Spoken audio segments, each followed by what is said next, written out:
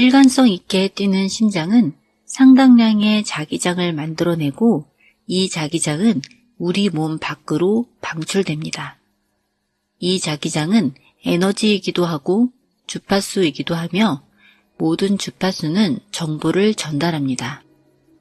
이 주파수가 전달하는 정보가 의도 혹은 생각인데 이 의도와 생각이 다른 장소에 있는 다른 사람의 심장에 일관성과 균형을 가져다주는 식으로 영향을 끼칠 수 있습니다. 여러분을 포함한 이 물질 우주의 모든 존재는 끊임없이 빛과 정보를 방출합니다. 아드레날린 같은 스트레스 호르몬을 과도하게 분비하며 생존 모드로 살아갈 때 우리는 그 보이지 않는 에너지장을 몸 안으로 끌어당겨 그것을 화학 물질로 바꿉니다. 그리고 그렇게 할 때 우리 몸 주변의 에너지장은 줄어들게 되죠. 빛이 많이 방출될수록 에너지도 많이 방출되고 그만큼 생명력도 커지게 됩니다.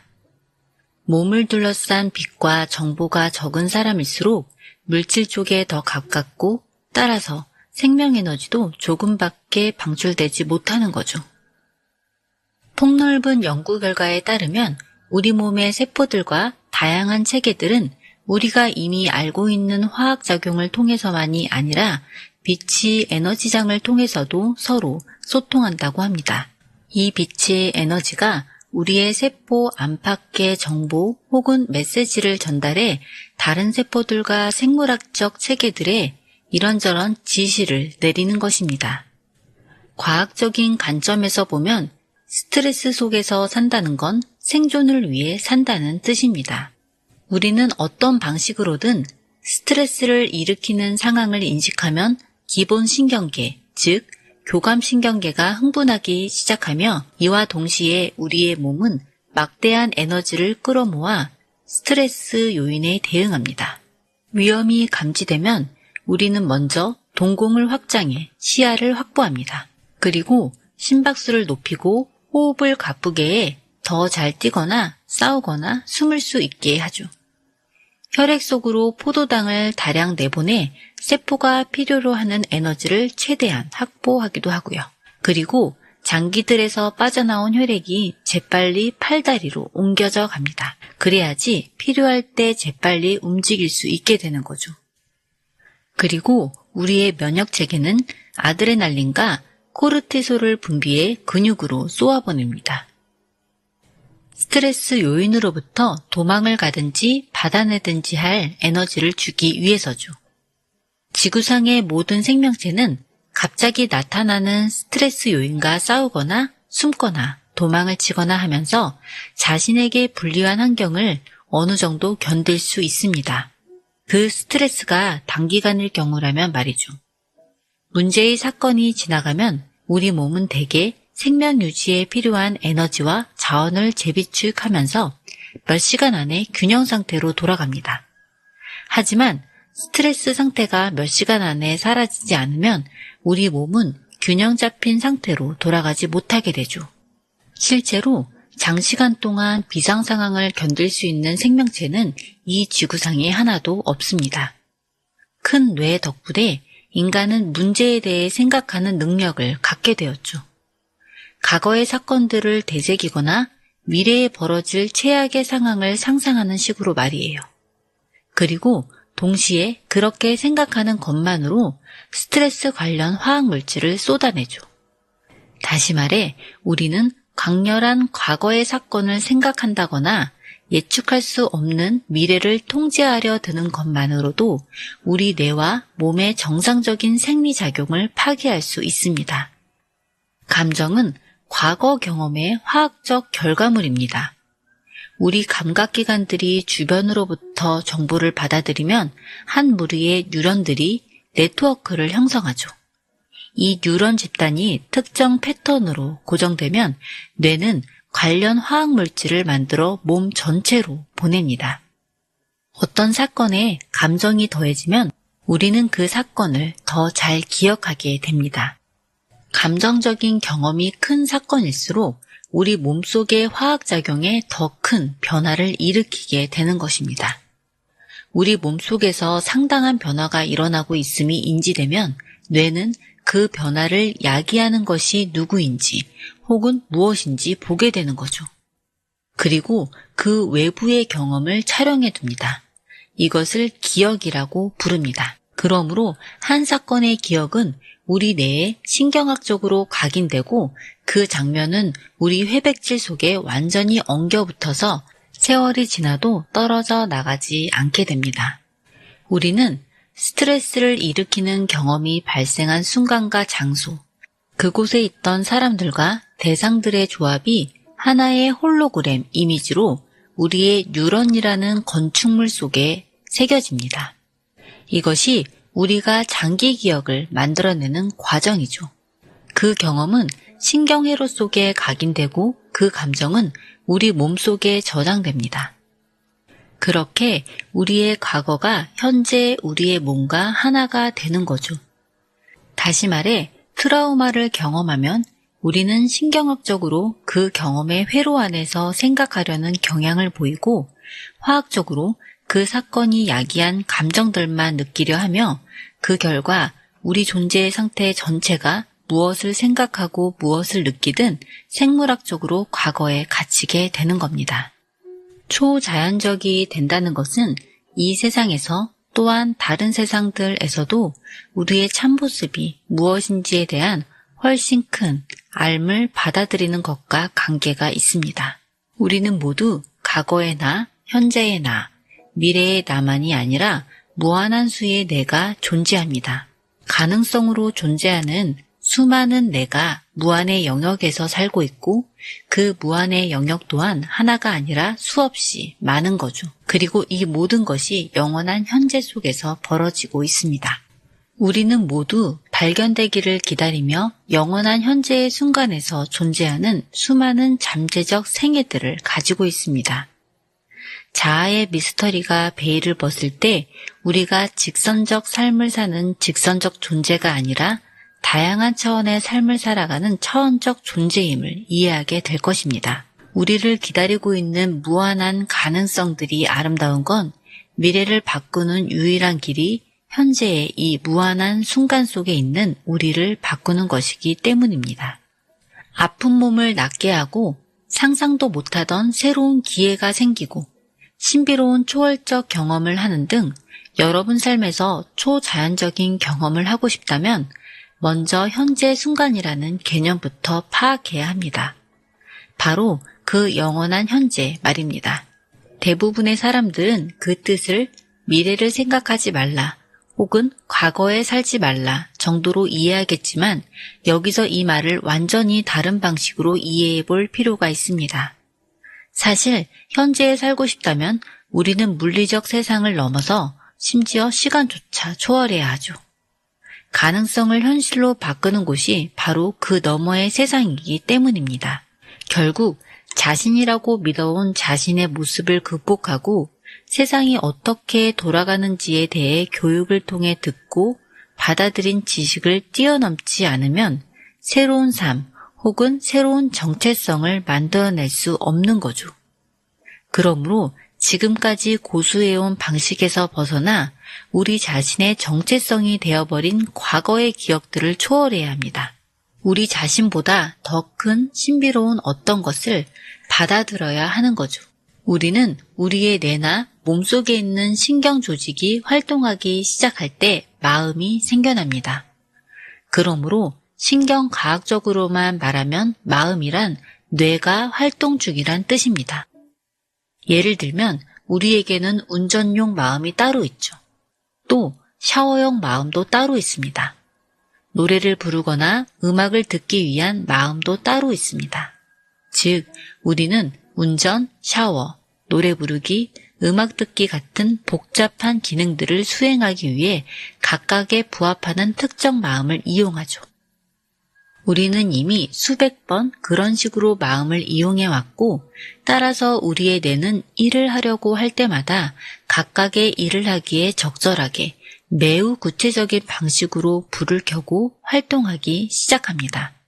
예를 들면 우리의 뇌가 운전을 위해 활동 중일 때 우리는 실제로 신경 네트워크들의 특정한 순서와 패턴 조합에 불을 켜게 되는 것입니다. 이 신경 네트워크들은 간단히 말하면 동공으로 일하는 뉴런들의 덩어리입니다. 이 뉴런 덩어리들은 마치 자동으로 실행되는 컴퓨터 소프트웨어나 일련의 명령어처럼 작동하는데, 그것은 우리가 운전 등의 특정 행동을 수백 수천 번 반복해 왔기 때문에 가능한 거죠. 운전을 하려는 순간 자동적으로 우리의 뇌 속에 그와 관련된 뉴런들을 선택해서 운전에 적합한 마음을 만들어낼 것을 지시합니다. 우리의 뇌는 대부분이 과거의 산물입니다.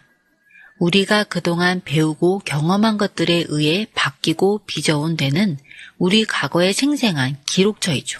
경험은 뇌의 신경회로를 강화할 뿐 아니라 감정도 만들어냅니다. 감정은 과거 경험의 화학적 잔여물 혹은 화학적 피드백 같은 것입니다. 경험이 일으키는 감정의 지수가 높을수록 그 경험은 뇌 속에서 더 오래가는 자국을 남기게 되죠. 이때 장기 기억이 만들어집니다. 그러므로 배움이 뇌 속의 새로운 연결을 만들어내는 것이라면 기억은 그 연결을 유지하는 것이라고 볼 수 있습니다. 어떤 생각, 선택, 행동, 경험 혹은 감정을 반복할수록 해당 뉴런들이 더 많이 발화되고 더 단단히 연결되며 더 오래 그 관계를 유지하게 될 것입니다. 경험이란 대부분 외부 환경과의 교류에서 나타나게 됩니다. 우리는 감각을 통해 외부 환경과 연결되고 뇌 속의 그 경험 이야기를 신경학적으로 기록하기 때문에 고도로 감정적인 사건을 겪게 되면 그 순간은 우리 뇌 속에 신경학적으로 기억이라는 이름으로 새겨지게 되는 거죠. 그리고 어떤 경험이 평소에 화학적으로 느끼던 것과 다른 느낌을 갖게 하는 거죠. 또 그런 느낌을 일으킨 것에 집중하게 만들 때 우리는 특정 사람이나 특정 물건 따위를 우리가 있던 그 특정 시공간과 연결시킵니다. 이것이 우리가 외부 세계와 교류하면서 기억을 만들어내는 방법입니다. 우리가 어떤 생각을 할 때 뇌는 화학적 신호들을 내보내며 생화학적 반응을 하기 시작합니다. 비물질적인 생각이 말 그대로 물질이 되는 순간이죠. 생각이 화학적 메신저가 되는 것입니다. 이 화학적 신호들로 인해 우리 몸은 정확하게 방금 생각한 그대로 느끼게 되는 거죠. 그렇게 특정 방식으로 느끼고 있음을 알아채면 우리는 그렇게 느끼는 방식에 부응하는 생각들을 더 많이 하게 되고, 그러면 우리의 뇌는 우리가 생각한 대로 느끼게 하기 위해 또 더 많은 화학물질을 분비해냅니다. 예를 들면 우리는 무서운 생각을 하면 공포를 느낍니다. 공포를 느끼는 순간 그 감정이 무서운 생각들을 더 많이 하게 만들고 그 생각들이 우리 뇌와 몸의 화학물질들을 더 많이 분비하도록 자극해 우리로 하여금 더 큰 공포를 느끼게 만들죠. 다음 순간 우리는 어느새 생각이 느낌을 만들고 느낌이 다시 생각을 만드는 고리 속에 빠져듭니다. 생각이 뇌의 언어라면 느낌은 몸의 언어라고 볼 수 있습니다. 그리고 생각하고 느끼는 이 순환의 고리가 바로 우리의 존재 상태가 되며 이때 우리의 존재 상태는 과거 속에 있는 거라고 볼 수 있습니다. 우리가 매일 같은 생각과 감정을 느끼며 과거를 재창조할 때 우리는 같은 전자기장을 거듭해서 널리 방출하는 셈이라고 볼 수 있어요. 같은 메시지를 가진 에너지를 내보내는 것이죠. 에너지와 정보의 관점에서 보면 이것은 과거와 같은 에너지가 여전히 같은 정보를 전달하는 것입니다. 그래서 똑같은 미래를 계속 창조하는 것이죠. 그렇다면 이때 우리의 에너지는 본질적으로 우리의 과거와 똑같습니다. 이는 다시 말해 존재 상태를 바꾸려면 생각하고 느끼는 방식을 바꿔야 한다는 뜻이죠. 주의를 두는 곳이 에너지를 두는 곳이라면 익숙한 감정에 주의를 두는 순간 우리는 과거로 주의와 에너지를 보내게 됩니다. 그 익숙한 감정이 특정 장소와 시간 속의 사람이나 대상이 나오는 과거의 사건에 대한 기억과 연관된다면 이때 우리의 주의와 에너지 또한 과거에 있게 되죠. 마찬가지로 일상 속에서 앞으로 만나야 할 사람, 해야 할 일, 가야 할 곳을 생각하기 시작할 때도 우리는 그 미래에 우리의 주의와 에너지를 빼앗기게 되는 것입니다.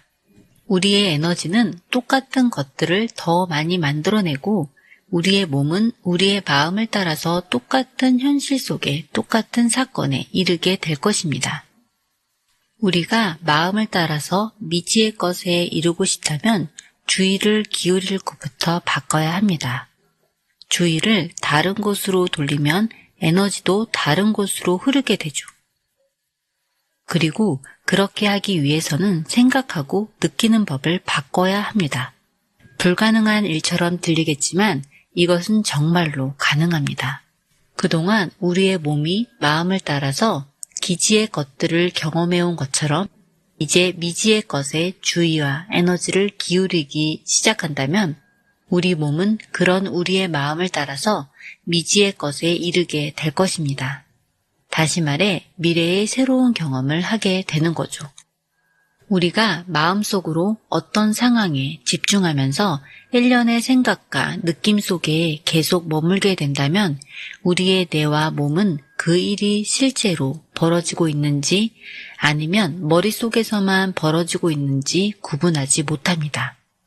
그러니 온 마음으로 집중할 때 그것이 상상일 뿐이라도 우리 뇌는 실제로 일어나는 일로 여기게 됩니다. 따라서 몸도 그에 따라 생물학적으로 변하게 되죠. 실제 아무런 일이 일어나지 않았음에도 우리 뇌와 몸에게 그 일이 물리적으로 일어난 것처럼 보이게 할 수 있다는 말입니다. 즉, 우리가 주의를 집중하고 머릿속으로 시연을 거듭하는 그것이 곧 우리의 몸 상태가 되고 우리의 미래가 되는 것입니다. 우리는 아침에 일어나 그날 하루 만나야 할 사람, 가야 할 곳, 바쁘게 해야 할 일을 생각하기 시작하고 괴로움, 불행, 좌절 같은 강렬한 감정을 덧붙일 때 우리의 뇌와 몸은 그 미래가 이미 일어난 것처럼 받아들인다는 것을 알 수 있습니다. 경험이 뇌를 풍성하게 하고 또 몸에 신호를 보내는 감정을 만들어내기 때문에 우리가 머릿속으로 끊임없이 어떤 경험을 만들어낸다면 우리의 뇌와 몸이 실제로 그 일이 일어난 것처럼 바뀌는 건 시간 문제죠. 아침에 일어나 그날 해야 할 일들을 생각하기 시작할 때 우리 몸속에는 이미 신경학적으로, 생물학적으로, 화학적으로, 심지어 유전학적으로 그날이 이미 벌어진 셈입니다. 그리고 실제로 그날 할 일들을 하기 시작한다면 우리 몸은 그날 아침에 낸 의식적 혹은 무의식적 의도에 맞는 행동을 자동으로 하게 됩니다.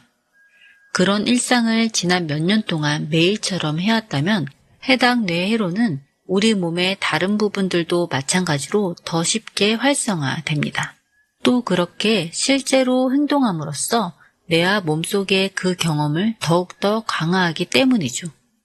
정신적, 육체적으로 습관을 계속해서 강화하기 때문에 그 습관이 매일 더 무의식적이 되어간다는 것입니다. 습관적으로 행동하는 것이 또 습관이 되는 거죠. 우리가 늘 생각하고 느끼는 방식은 우리 인생의 모든 곳에 전자기적 신호를 보내고 영향을 주고 있습니다. 우리는 늘 똑같은 전자기 에너지를 방출하고 있고 따라서 늘 똑같은 인생을 살고 있다는 이야기가 되는 거죠. 우리가 모든 주의와 에너지를 외부 세계에 두고 늘 똑같은 방식으로 똑같은 상황에 반응할 경우 우리 내면 세계는 불균형에 빠지고 우리 뇌는 비효율적으로 작동하기 시작할 겁니다. 그때 우리는 새로운 것을 창조하기는커녕 기존에 하던 일도 하기 힘들어지게 될 거예요. 삶의 창조자가 되기는커녕 삶의 희생자가 되는 것이죠. 세상에서 만나고 경험하는 모든 사람과 일, 장소에 우리는 감정을 갖는데요. 감정이 경험의 화학적 전유물이기 때문이죠. 그리고 대부분의 시간을 스트레스 호르몬 중독 속에 살아간다면 우리는 어쩌면 우리가 비난에 중독되어 있음을 재확인하기 위해 상사를 이용하고 있을지도 모릅니다. 그리고 경쟁에 중독되어 있음을 재확인하기 위해 동료를 이용하고 있을 수도 있는 거죠. 괴로움에 중독되었음을 재확인하기 위해 친구들을 이용하고, 미움 중독을 재확인하기 위해 경쟁자를 이용하고, 죄책감 중독을 재확인하기 위해 부모를 이용하기도 하죠. 이렇게 우리 감정 에너지는 우리가 이미 알고 있는 익숙한 세계에서 우리가 경험하는 사람, 장소, 일들과 뒤섞여 있고 심지어 한데 묶여 있기까지 한 거죠. 이는 새로운 일, 새로운 관계, 새로운 재정 상태를 만들고 새 인생을 시작할 힘은 물론 아픈 몸을 낫게 할 에너지조차 남아있지 않았다는 뜻입니다. 우리가 생각하고 느끼는 방식이 우리의 에너지장에서 방출되는 주파수를 결정한다면 우리가 온통 외부 세계의 사람, 대상, 일, 시간과 장소에 주의를 쏟고 있다면 생각과 느낌의 내면 세계에 남아있는 에너지는 하나도 없다는 의미입니다. 외부 세계에 중독되어 있을 때 새로운 방식으로 생각하거나 느끼는 건 매우 어렵습니다. 애초에 문제를 야기했던 사람이나 일에 중독되어 있을 가능성이 크기 때문이죠. 그렇다면 우리가 새로운 운명을 창조하고 싶다면 외부 세계에 있는 온갖 것들의 주의와 에너지를 쏟던 데서 벗어나야 합니다. 이것이 우리가 내면의 상태를 변화시키는 모델로서 명상을 이용하는 이유입니다. 명상은 우리가 외부 세계의 모든 몸, 모든 사람, 모든 사물, 모든 장소, 모든 시간과의 연결을 끊고 충분한 시간 동안 내면으로 들어갈 수 있게 해줍니다. 감정의 몸을 벗어나고 우리가 이미 알고 있는 외부 세계의 모든 것에서 주의를 걷어들일 때 우리의 에너지는 과거, 현재, 현실과의 결속을 깨고 다시 우리에게로 돌아올 겁니다. 그때 우리는 어떤 몸이던 것에서 아무 몸도 아닌 것으로 존재의 전환을 이루게 될 것입니다. 즉, 우리의 몸, 고통, 갈망 등으로부터 주의를 걷어들여야 한다는 의미이죠. 우리는 어떤 사람에서 아무도 아닌 사람으로 나아가야 합니다. 어떤 사물에 주의를 기울이던 데서 아무 사물도 아닌 것에 주의를 두는 상태로 나아가야 합니다.